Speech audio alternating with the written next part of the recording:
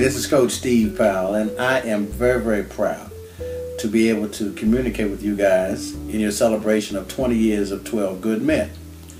I remember this process started some time ago, as well as did a friendship that began in elementary school. Now, the two things are nowhere near close to each other, but it does speak to the aspect of the benefit and the how much the aspect of being a part of something for a length of time, how great a thing that is.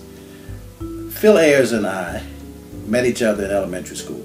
We lived in the same neighborhood. Phil would go off, he and his brother, every Saturday, going to music lessons.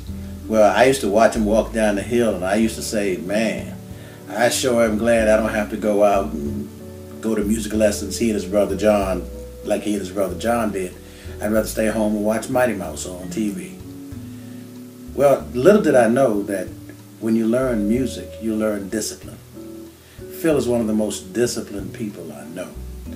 He's a precise person. He talks about always having a plan and has accurately earned the title of the man.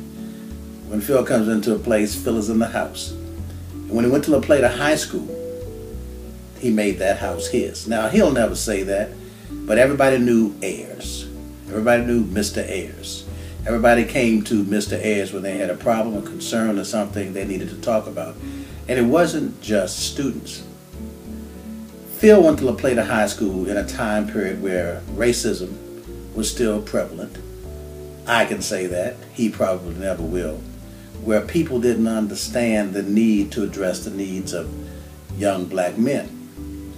But he took it upon himself to create 12 Good Men, an elite club, with the intention of those participants reaching that stage. He did it because it needed to be done. And in actuality, he was the only one that could do it. And so we are here 20 years later celebrating something that has been bigger than anybody in it, been more productive in getting young black men to be able to go on in life and do great things.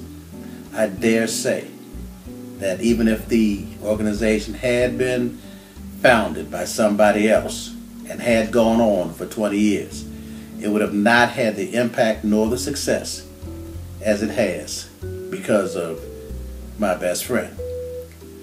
Now, there's some stories that go along with this whole process, but I want to cut it short because I don't know. I don't want it to be something that drags on. But let me say a couple of real good things right now. Phil Ayers is the man. He is a friend. When in need, he is a friend, even maybe to a fault. He's more concerned about the welfare of others and the benefit that they gain from things he can do to help them get ahead than he is himself. He's a God-loving man. He's a charitable man. He's a knowledgeable man. I guess that makes him the man. If Phil tells you something, you can take it to the bank. It's real. It's the truth. It's honest.